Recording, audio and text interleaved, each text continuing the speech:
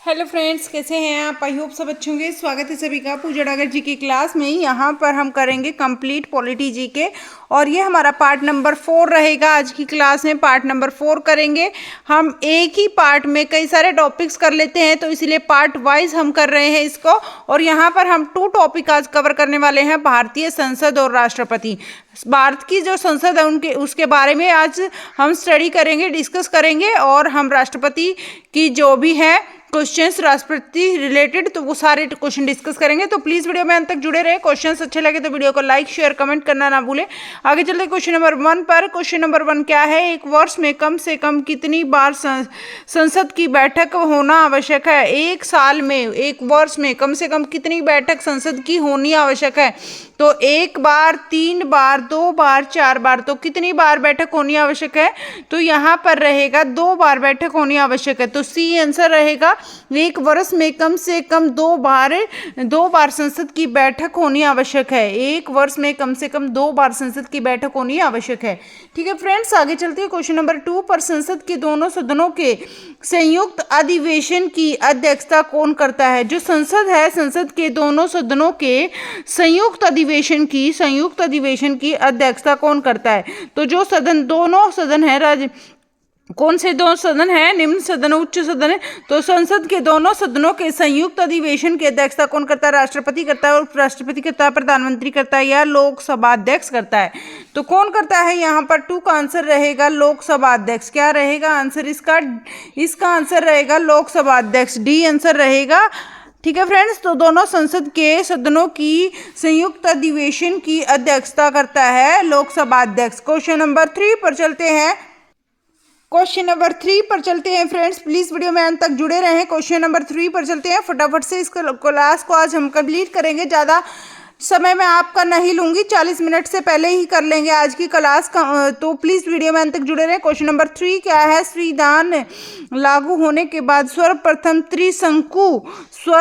त्रिशंकु संसद का गठन कब हुआ? सबसे पहले संविधान लागू होने के बाद, कब संविधान लागू होने के बाद सबसे पहले सर्वप्रथम त्रिशंकु का गठन कब हुआ? त्रिशंकु का गठन हुआ 1980 में, 1991 में, 1989 में, 1977 में। तो यहाँ पर आंसर रहेगा 1989 में। कब हुआ? 1989 में हुआ। ठीक है फ्रेंड्स, त्रिशंकु संसद का गठन कब हुआ? 1989 में। आगे चलते हैं क्वेश्चन नंबर 4 पर। क्वेश्चन नंबर 4 क्या है? संसद के किसी सदस्य की सदस्यता तब समाप्त समझी जाती है यदि वह बिना सदन को सूची किए अनुपस्थित रहता है। बिना सदन को सूचित किए वह अनुपस्थित रहता है। तो क्या होता है? कितने दिन? 60 दिन, 120 दिन, 90 दिन, 150 दिन। तो वह जब 60 दिन तक अब्सेंट रहता है, बिना सूचना के जो है संसद में उपस्थित नहीं होता है, तो उसकी सदस्यता क्या हो जाती है? खत्म हो जाती है, समाप्त हो जाती है। तो समाप्त समझी जाती है उसकी सदस्यता 60 दिन में। ठीक है फ्रेंड्स, आगे चलते हैं क्वेश्चन नंबर 5 पर। क्वेश्चन नंबर 5 क्या है? संसद के कुछ सदस्यों का कितना भाग जो है, संसद के कुल सदस्यों का कितना भाग वैधानिक चैम्बर की मीटिंग बुलाने के लिए आवश्यक गणपूर्ति या कोरम है? जो संसद है, संसद के कुल सदस्यों का कितना भाग, कुल सदस्य जितने हैं, कुल सदस्यों का कितना भाग वैधानिक चैम्बर की मीटिंग बुलाने के लिए, कौन सी? वैधानिक चैम्बर की मीटिंग बुलाने के लिए आवश्यक गणपूर्ति कोरम है? तो कितने सदस्य उपस्थित होने चाहिए जब बैठक बिठाई जा सकती है? तो 1/10 या फिर 1/6 या फिर 1/4 या फिर 1/3।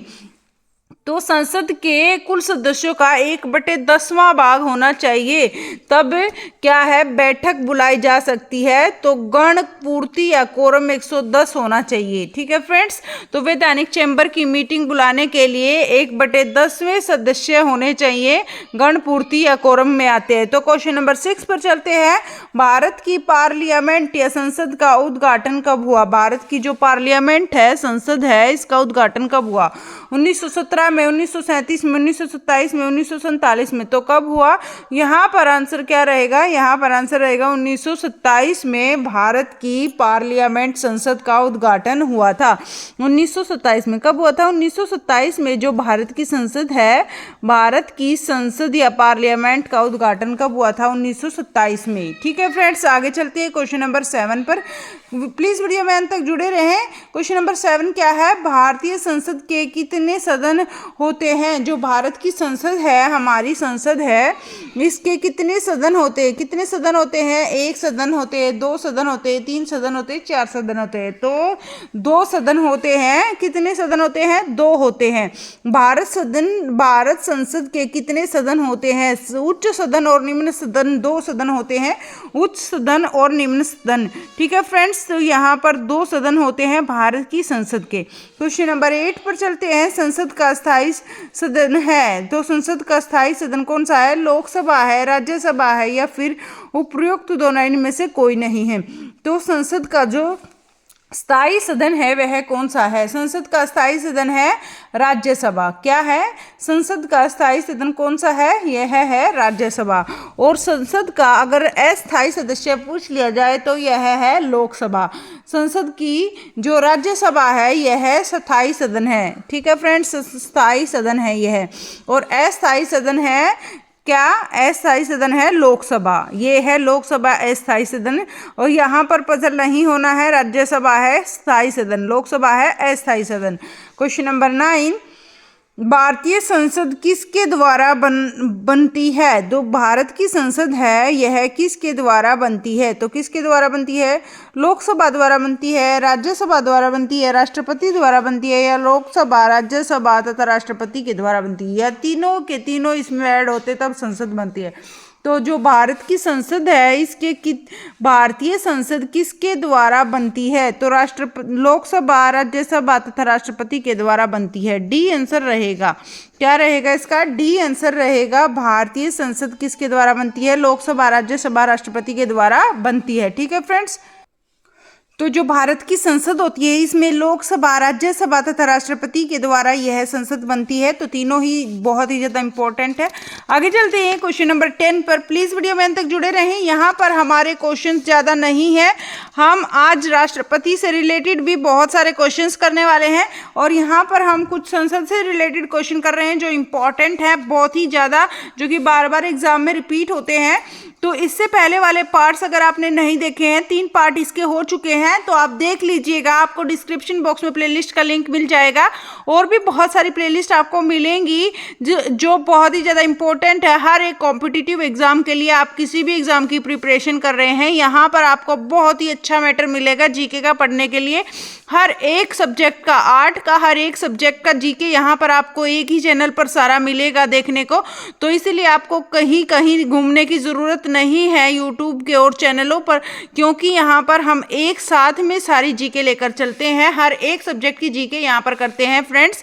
तो ये बहुत ज़्यादा यूजफुल है आपके लिए। तो इसलिए जल्दी से चैनल को सब्सक्राइब कर लीजिए और चैनल के बेल आइकन को प्रेस कर लीजिए, ऑल पर क्लिक कीजिएगा, नहीं तो आपको नोटिफिकेशन टाइम से नहीं मिलेगा। डेली अपनी एक 3 बजे क्लास रहती है साइंस की, 3 से 3:30 बस आधा घंटा साइंस की क्वेश्चंस की प्रैक्टिस करते हैं। और यहाँ पर हम सारा, कभी कभी स्टैटिक जीके करते हैं, कभी कभी ज्योग्राफी जीके करते, कभी हिस्ट्री जीके करते, तो हर कुछ हम टोटली लेके चलते हैं टॉपिक वाइज। बहुत अच्छे से प्लेलिस्ट भी बना रखी है, तो आप देख लीजिएगा जो आपके लिए यूजफुल। अभी फिलहाल हम पॉलिटी जीके लेके चल रहे हैं और इसमें सारी polity GK topic wise cover करेंगे। और यहाँ पर हमारा 4th पार्ट चल रहा है। 4th पार्ट में हमने 2 टॉपिक लिए हैं, एक भारतीय संसद और एक राष्ट्रपति। तो भारतीय संसद के ये हमारे 3 ही क्वेश्चन बचे हैं, फिर हमारे यहाँ से मेन क्वेश्चन हो जाएंगे, फिर राष्ट्रपति से रिलेटेड हम क्वेश्चन करेंगे। तो क्वेश्चन नंबर 10 देखते हैं। भारतीय संसद निर्माण अंगों में शामिल है। जो भारतीय संसद है यह निर्माण अंगों में शामिल है राष्ट्रपति, लोकसभा, राज्यसभा, इनमें से सभी। तो भारत की जो संसद है, भारत की संसद यह निर्माण अंगों में शामिल है। तो भारत की संसद के निर्माण अंगों में क्या क्या शामिल है? इसमें राष्ट्रपति भी शामिल है, लोकसभा भी शामिल है, राज्यसभा भी शामिल है। तो ये सभी शामिल है। तो डी आंसर रहेगा इसका। क्या रहेगा आंसर इसका? डी रहेगा। आगे चलते हैं क्वेश्चन नंबर 11 पर। संसद के दो कर्मिक अधिवेशनों के बीच अधिकतम कितने समयांतराल की अनुमति है? तो कितनी है? संसद के दो कर्मिक अधिवेशनों के बीच। कौन से? संसद के दो कर्मिक अधिवेशन, दो अधिवेशन होते हैं ना पूरे साल में, तो दो कर्मिक अधिवेशनों के, यहाँ पर कर्मिक है, कर्मिक अधिवेशनों के बीच अधिकतम कितना समय अंतराल होता है? तो कितना समय अंतराल होता है दो कर्मिक अधिवेशनों के बीच? 4 महीने, 8 महीने, 6 महीने, 9 महीने। तो यहाँ पर ये माह का मतलब महीने होता है फ्रेंड्स। तो 11th का आंसर रहेगा 6 महीने का अंतराल होना चाहिए। ठीक है फ्रेंड्स, दो कर्मिक अधिवेशनों के लिए 6 महीने का अंतराल होना चाहिए। संसद के भंग करने के लिए कौन सक्षम है? तो संसद को कौन भंग कर सकता है? राष्ट्रपति, प्रधानमंत्री, उपराष्ट्रपति, राज्यपाल। तो यहाँ पर क्या आंसर रहेगा? संसद को भंग करने के लिए राष्ट्रपति जो हैं वो सक्षम है। तो संसद को भंग करने के लिए कौन सक्षम है? संसद को भंग करने के लिए राष्ट्रपति सक्षम है। आई होप आपको बहुत अच्छे से क्वेश्चन समझ में आ रहे हैं और बहुत ही ज़्यादा यूजफुल क्वेश्चन है, ये बहुत ही ज़्यादा इंपॉर्टेंट है हर एक एग्जाम के लिए। तो राष्ट्रपति से रिलेटेड क्वेश्चन हम यहाँ पर करने जा रहे हैं। क्वेश्चन नंबर 1 क्या है? किसी राज्य में राष्ट्रपति शासन लागू की अधिकतम अवधि कितनी होती है? तो जब राष्ट्रपति शासन लागू होता है तो उसकी अधिकतम अवधि कितनी होती है? 6 माह, 5 माह और 1 वर्ष, या कोई सीमा नहीं होती। जब राष्ट्रपति शासन हम 6 महीने के लिए ही लागू कर सकते हैं। तो यहाँ पर क्या आंसर रहेगा? 6 माह। फर्स्ट का आंसर रहेगा ए, 6 माह। किसी राज्य में राष्ट्रपति शासन लागू करने की अधिकतम अवधि 6 महीने होती है। कितनी होती है? 6 महीने होती है। आगे चलते हैं क्वेश्चन नंबर 2 पर। नामांकन के समय राष्ट्रपति पद के उम्मीदवार, जब नामांकन होता है तो जो राष्ट्रपति के पद के लिए जो क्या करते हैं, उम्मीदवार होते हैं, वो क्या करते हैं? जमानत के तौर पर कितने रुपये जमा कराने पड़ते हैं? तो जमानत के तौर पर कितने रुपए जमा करवाने पड़ते हैं? नामांकन के समय राष्ट्रपति पद के उम्मीदवार को जमानत के तौर पर कितने रुपए जमा करने होते हैं? तो 5,000, 10,000, 15,000, 20,000। तो कितने रुपए जमा करने होते हैं नामांकन के समय राष्ट्रपति के पद के लिए? राष्ट्रपति के पद के लिए नामांकन के लिए उम्मीदवार को 15,000 रुपये जमा कराने पड़ते हैं। कितने? 15,000। सी आंसर रहेगा इसका, 15,000 रुपये जमा कराने पड़ते हैं। ये हो गए अपने 2 क्वेश्चन राष्ट्रपति से रिलेटेड। आगे 3rd क्वेश्चन पर चलते हैं। अंत तक वीडियो में जुड़े रहें। यहाँ पर इसके क्वेश्चन हम करने वाले हैं लगभग 25 क्वेश्चन आज की क्लास में ये इस राष्ट्रपति से रिलेटेड करेंगे। 25 के 25 इंपॉर्टेंट है हर एक एग्जाम के लिए। क्वेश्चन नंबर 20 यहाँ पर हम 3rd क्वेश्चन कर रहे हैं। राष्ट्रपति के भत्ते के अलावा प्रति माह कितना वेतन प्राप्त होता है? राष्ट्रपति होता है, राष्ट्रपति के भत्ते के अलावा प्रत्येक महीने कितना वेतन प्राप्त होता है? तो राष्ट्रपति को कितना वेतन प्राप्त होता है हर महीने? 2 लाख, 4 लाख, 5 लाख, 3 लाख। तो यहाँ पर आंसर क्या रहेगा? यहाँ पर हमारा आंसर रहेगा 5 लाख। कितना रहेगा? राष्ट्रपति का वेतन 5 लाख रहेगा भत्ते के अलावा। कौन सा? राष्ट्रपति के भत्ते के अलावा प्रति महीने वेतन कितना होगा? ये होगा 5 लाख रुपए। आगे चलते हैं क्वेश्चन नंबर 4 पर। क्वेश्चन नंबर 4 क्या है? राष्ट्रपति और उपराष्ट्रपति की अनुपस्थिति में कौन कार्यभार ग्रहण करता है? अगर राष्ट्रपति और उपराष्ट्रपति दोनों ही अनुपस्थित हों तो इस समय कौन कार्यभार ग्रहण करता है? सर्वोच्च न्यायालय का मुख्य न्यायाधीश, लोकसभा का अध्यक्ष, मंत्रिपरिषद, प्रधानमंत्री का कैबिनेट। तो यहाँ पर क्या आंसर रहेगा? यहाँ पर आंसर रहेगा ए क्या रहेगा आंसर? ए रहेगा सर्वोच्च न्यायालय का मुख्य न्यायाधीश। अगर राष्ट्रपति भी उपस्थित नहीं है, उपराष्ट्रपति भी उपस्थित नहीं है, दोनों अनुपस्थित है, तो कार्यभार ग्रहण करने वाले हैं सर्वोच्च न्यायालय के मुख्य न्यायाधीश। ठीक है फ्रेंड्स, आगे चलते हैं क्वेश्चन नंबर 5 पर। भारत के राष्ट्रपति के पास कौन सी शक्ति होती है? भारत के राष्ट्रपति के पास कौन सी शक्ति होती है? कौन सी शक्ति होती है भारत के राष्ट्रपति के पास? तो ये देखते हैं, पूर्ण निषेध की, निलंबित निषेध की, या पॉकेट निषेध की, या उपयुक्त दोनों, या उपयुक्त सभी। तो यहाँ पर क्या रहेगा आंसर? तो जो राष्ट्रपति होता है उसके पास कौन सी शक्ति होती है? पूर्ण निषेध की शक्ति भी राष्ट्रपति के पास होती है, निलंबित निषेध की शक्ति भी राष्ट्रपति के पास होती है, और पॉकेट निषेध की शक्ति भी राष्ट्रपति के पास होती है, और यहाँ पर यह आएगा उपयुक्त सभी की अनुमति होती है। पूर्ण निषेध की, निलंबित निषेध की, पूरी तरह से निषेध की, और निलंबित निषेध की, और पॉकेट निषेध की, हर एक की शक्ति होती है राष्ट्रपति के पास। क्वेश्चन नंबर 6, राष्ट्रपति संविधान के किस अनुच्छेद के अंतर्गत अध्यादेश जारी कर सकता है? तो राष्ट्रपति अध्यादेश जारी कर सकता है कौन से अनुच्छेद के अनुसार? किस अनुच्छेद के अनुसार राष्ट्रपति अध्यादेश जारी कर सकता है? अनुच्छेद 74, अनुच्छेद 120, अनुच्छेद 78, अनुच्छेद 123। अनुच्छेद यहाँ पर आर्टिकल 74, आर्टिकल 120, आर्टिकल 78, आर्टिकल 123। तो यहाँ पर आंसर क्या रहेगा क्वेश्चन नंबर 6 का? राष्ट्रपति संविधान के किस अनुच्छेद के अंतर्गत अध्यादेश जारी कर सकता है? राष्ट्रपति संविधान के अनुच्छेद 123 के अंतर्गत, अनुच्छेद कौन से? आर्टिकल 123 के अंतर्गत अध्यादेश जारी कर सकता है। राष्ट्रपति अध्यादेश जारी कर, मोस्ट इंपॉर्टेंट क्वेश्चन है फ्रेंड्स, अध्यादेश कब जारी कर सकता है? मोस्ट इंपॉर्टेंट क्वेश्चन है। राष्ट्रपति जो है अध्यादेश जारी कर सकता है अनुच्छेद 123 के तहत। क्वेश्चन नंबर 7 देखते हैं। क्वेश्चन नंबर 7 क्या है? राष्ट्रपति किस स्थिति में अध्यादेश जारी कर सकता है? जो राष्ट्रपति है वह कौन सी स्थिति में अध्यादेश जारी कर सकता है? तो अध्यादेश जारी करने का भी एक समय होता है, कब कर सकता है? आपातकाल में, वित्तीय आपातकाल में, संसद के अधिवेशन न रहने की स्थिति में, लोकसभा के अधिवेशन न रहने की स्थिति में। तो यह कब हो सकता है? क्या कब हो सकता है? अध्यादेश जारी कब किया जा सकता है? तो जो अध्यादेश जारी किया जा सकता है सदन के अधिवेशन न रहने की स्थिति में। सदन के अधिवेशन न रहने की स्थिति में अध्यादेश जारी किया जा सकता है। आगे चलते हैं क्वेश्चन नंबर 8 पर। क्वेश्चन नंबर 8 क्या है? युद्ध अथवा भारत पर आक्रमण होने की स्थिति में, युद्ध अथवा भारत पर आक्रमण होने की स्थिति में निम्नलिखित में से कौन अंतिम रूप से आक्रमणकारी के विरुद्ध युद्ध की घोषणा कर सकता है? आक्रमणकारी के विरुद्ध युद्ध की घोषणा कर सकता है। कौन कर सकता है? संसद कर सकती है, प्रधानमंत्री कर सकता है, मंत्रिमंडल कर सकता है, या राष्ट्रपति कर सकता है। तो यहाँ पर आंसर क्या रहेगा क्वेश्चन नंबर 8 का? क्वेश्चन नंबर 8 का आंसर रहेगा राष्ट्रपति। क्या रहेगा? राष्ट्रपति आएगा आंसर।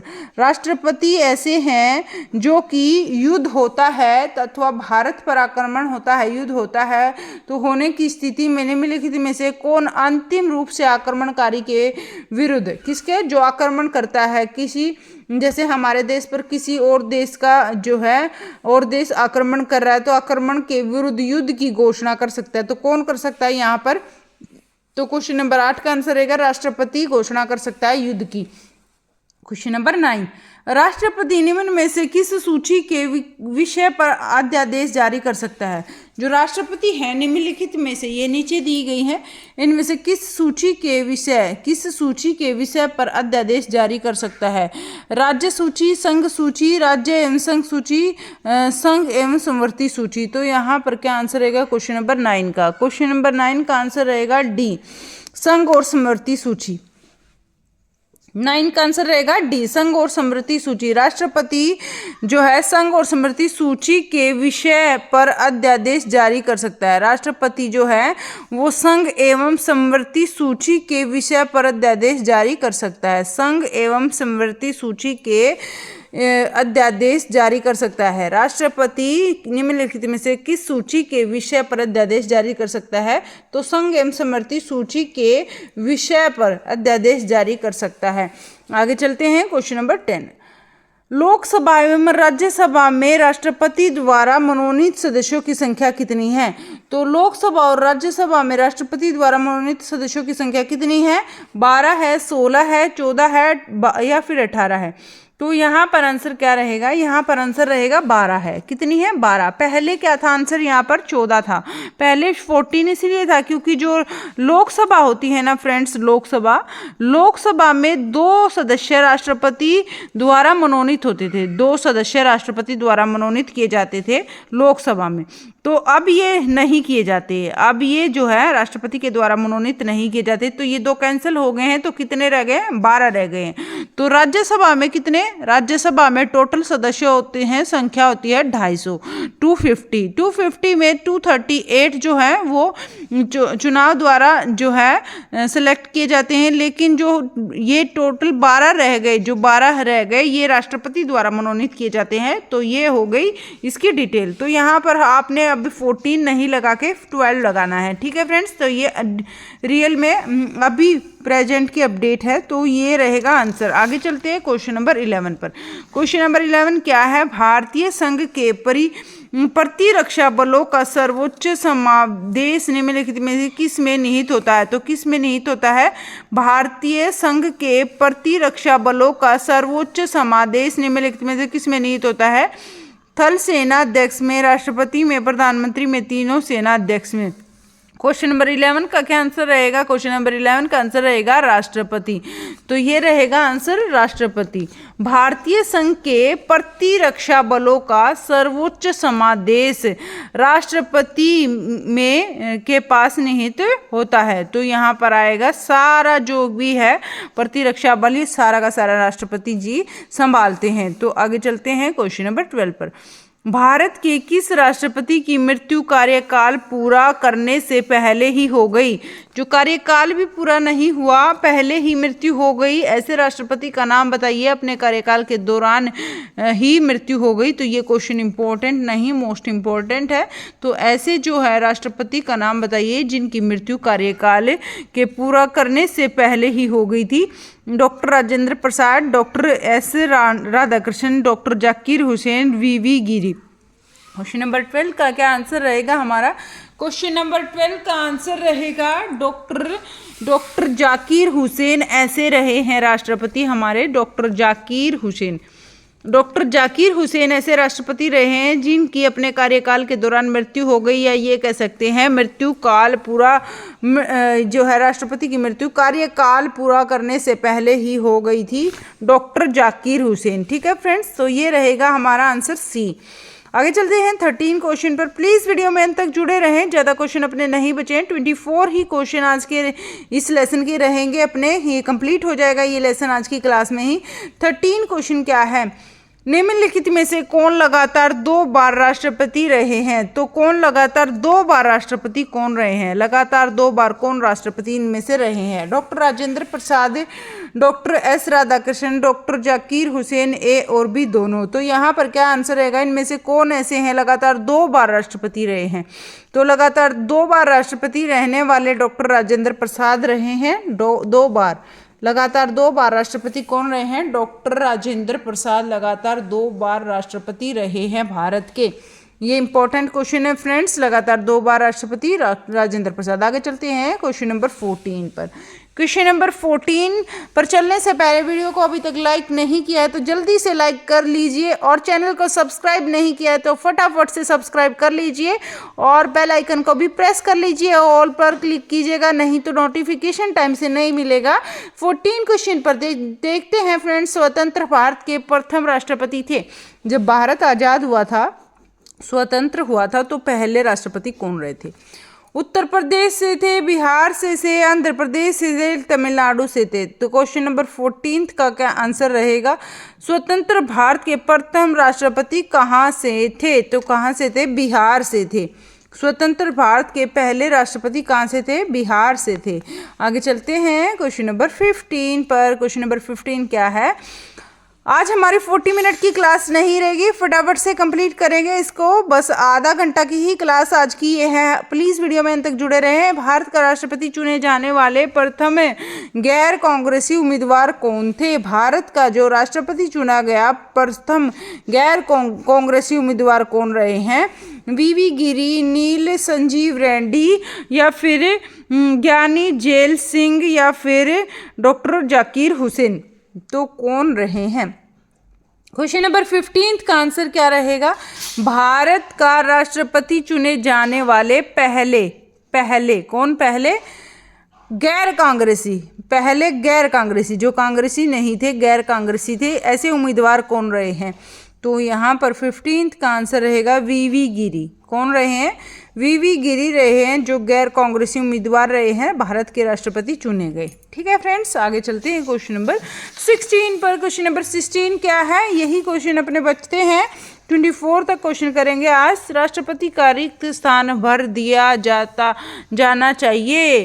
राष्ट्रपति का जो खाली स्थान, जब राष्ट्रपति का जो स्थान खाली हो जाता है तब वह कितने दिन में भर दिया जाना चाहिए? 30 दिन में, 9 महीने में, 6 महीने में, 1 वर्ष में। तो यहाँ पर आंसर रहेगा 6 महीने के अंदर यह जो राष्ट्रपति का स्थान है ये भर दिया जाना चाहिए, 6 महीने के अंदर।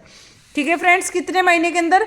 6 महीने के अंदर राष्ट्रपति का जो है स्थान वो भर देना चाहिए, यानी उनकी जगह किसी और को चुन लेना चाहिए। तो यहाँ पर रहेगा आंसर क्वेश्चन नंबर 17। यदि मृत्यु, त्याग पत्र और हटाए जाने की स्थिति में भारत के राष्ट्रपति का पद रिक्त हो जाए तो उस पद का कार्यभार कौन संभालेगा? अगर भारत का जो राष्ट्रपति है उनकी मृत्यु हो जाए, या उनके द्वारा त्याग पत्र दे दिया जाए, या हटाए जाने पर, या उनको हटा दिया जाए, ऐसी स्थिति में भारत के राष्ट्रपति का पद रिक्त हो जाए, तो रिक्त हो जाएगा पद, तो उस पद का कार्यभार कौन संभालेगा? तो कौन संभालेगा? प्रधानमंत्री, उपराष्ट्रपति, भारत का मुख्य न्यायाधीश, इसमें से कोई नहीं। तो क्वेश्चन नंबर 17 का क्या आंसर रहेगा? भारत के उपराष्ट्रपति। अगर राष्ट्रपति नहीं होंगे तो उपराष्ट्रपति संभालेंगे, अगर राष्ट्रपति भी नहीं होंगे, उपराष्ट्रपति भी नहीं होंगे, तो कौन संभालेगा? तो सर्वोच्च न्यायालय के मुख्य न्यायाधीश। ठीक है, आगे चलते हैं क्वेश्चन नंबर 18। राष्ट्रपति अपना त्यागपत्र किसे सौंपते हैं? जो राष्ट्रपति होते हैं अपना त्यागपत्र किसको देते हैं? अपना इस्तीफा किसको देते हैं? ठीक है फ्रेंड्स, रेजिग्नेशन लेटर किसको देते हैं? तो उपराष्ट्रपति को, सर्वोच्च न्यायालय को का मुख्य न्यायाधीश को, या प्रधानमंत्री को, या लोकसभा अध्यक्ष को। तो राष्ट्रपति द्वारा अपना त्याग पत्र दिया जाता है। 18 का क्या आंसर रहेगा? जल्दी से आप बताइए।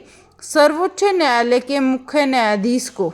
ठीक है, यहाँ पर आंसर क्या रहेगा हमारा? सर्वोच्च न्यायालय के मुख्य न्यायाधीश को।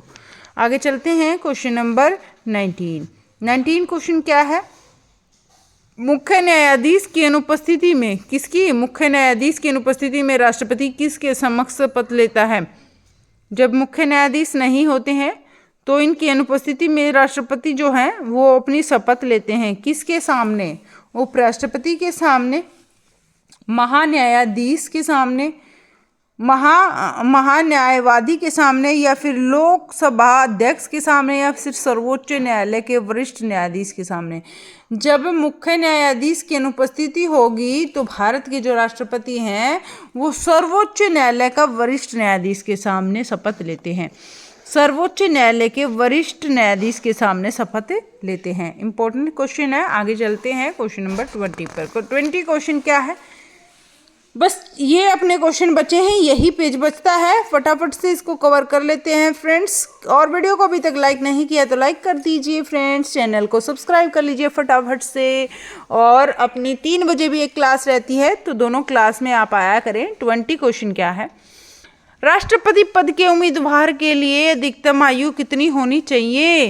राष्ट्रपति के पद के उम्मीदवार के लिए अधिकतम आयु पूछी गई है फ्रेंड्स। यहाँ अधिकतम आयु कुछ नहीं होती है। अगर राष्ट्रपति के पद के लिए जो है राष्ट्रपति के पद के उम्मीदवार के लिए अधिकतम आयु कुछ भी नहीं होती। 65 वर्ष होती है, 70 वर्ष होती है, 75 वर्ष होती है, कोई आयु सीमा नहीं है। तो राष्ट्रपति के पद के अगर चुनाव लड़ना है तो कोई आयु इसमें निर्धारित नहीं की गई है। तो 20 का आंसर रहेगा डी। कोई भी आयु सीमा नहीं है यहाँ पर। ठीक है फ्रेंड्स, आगे चलते हैं। भारत के राष्ट्रपति निर्वाचित होने के लिए कितने, अगर भारत का राष्ट्रपति है, अगर वह राष्ट्रपति निर्वाचित होना चाहता है तो इस पात्र बनने के लिए उस व्यक्ति की आयु पूर्ण कितनी होनी चाहिए? तो पूर्णतः कितनी आयु होनी चाहिए? 21 वर्ष, 30 वर्ष, 25 वर्ष, 35 वर्ष। तो यहाँ पर क्या आंसर रहेगा? तो राष्ट्रपति के निर्वाचन के लिए आयु होनी चाहिए 35 वर्ष। 35 ईयर्स ओल्ड होने चाहिए, अगर राष्ट्रपति का चुनाव लड़ रहे हैं तो 35 ईयर जो है एज होनी चाहिए, 35 वर्ष एज होनी चाहिए। ठीक है फ्रेंड्स, आगे चलते हैं क्वेश्चन नंबर 22 पर। भारतीय सेनाओं का सर्वोच्च सेनापति कौन है? जो भारत की सेनाएं हैं इनका सर्वोच्च सेनापति कौन है? सबसे ऊपर सर्वोच्च सेनापति कौन है? राष्ट्रपति, उपराष्ट्रपति, प्रधानमंत्री, रक्षा मंत्री है। तो सबसे सर्वोच्च सेनापति कौन है? तो सर्वोच्च सेनापति कौन है? राष्ट्रपति हैं। सब सर्वोच्च सेनापति हैं राष्ट्रपति। भारत का राष्ट्रपति है, भारत का राष्ट्रपति क्या है? एक राज्य का प्रधान है, राज्यों का प्रधान नहीं है, केवल सरकार का प्रधान है, राज्य और सरकार दोनों का प्रधान है। तो यहाँ पर क्या रहेगा आंसर? भारत के जो राष्ट्रपति हैं वो राज्य के प्रधान होते हैं या राज्य का प्रधान नहीं होते हैं, या केवल सरकार के प्रधान होते हैं, या राज्य और सरकार दोनों के प्रधान होते हैं?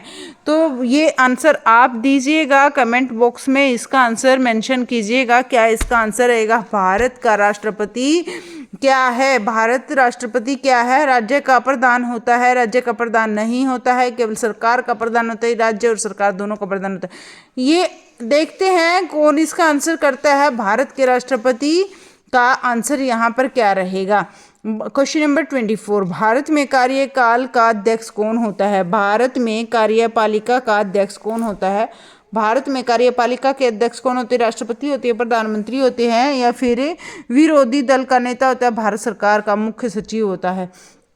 तो भारत में जो कार्यपालिका के अध्यक्ष हैं, ये कार्यपालिका के अध्यक्ष हैं, ये होते हैं राष्ट्रपति। ठीक है फ्रेंड्स, राष्ट्रपति होते हैं। तो ये हो गए अपने 24 क्वेश्चन। जैसे कि मैंने आपको बताया आज हमारी क्लास 40 मिनट की ना रह के बस आधे घंटे की होगी, तो आधा घंटे में हमने कवर कर लिए हैं सारे क्वेश्चन। थैंक यू आपका, थैंक यू सो मच आप सभी का वीडियो में अंत तक जुड़े रहने के लिए। और प्लीज़ वीडियो को लाइक कर दीजिएगा। Thank you so much. Please video like करें, शेयर करें, like share comment, like share and comment also. Comment कैसे क्वेश्चन आपको लगे तो कमेंट भी करिएगा। Thank you so much, bye bye, take care. फिर मिलते हैं नेक्स्ट वीडियो में, तब तक के लिए आप हंसते रहें, मुस्कुराते रहें, ख्याल रखें अपना। यहाँ पर हम क्या करेंगे, प्लेलिस्ट भी आप देख लीजिएगा। डेली हम पॉलिटी जीके यहाँ पर टॉपिक वाइज कंप्लीट करेंगे। तो प्लीज़ वीडियो को डेली 8 बजे आप आ जाया करें, वीडियो कंप्लीट देखा करें। अपना प्राइमर रहता है यहाँ पर 3 से 3.5 दिन में जीके, साइंस जीके, और यहाँ पर शाम को रहता है अपना 8 से 8:40 के बीच में, 8 से 8:30 ऐसे रहता है, 8 से 8:40, 8 से 8:30, इतना ही टाइम ही हमारा यह रहता है। और डेली हमारा 3 से 3.5 साइंस जीके हम करते हैं प्रैक्टिस क्वेश्चंस की। डेली क्वेश्चन की प्रैक्टिस करते हैं साइंस जीके की टॉपिक वाइज। यहाँ पॉलिटी जीके टॉपिक वाइज चल ही रहे। ठीक है friends, thank you so much, bye bye, take care, good night. फिर मिलते हैं नेक्स्ट वीडियो में। ओके।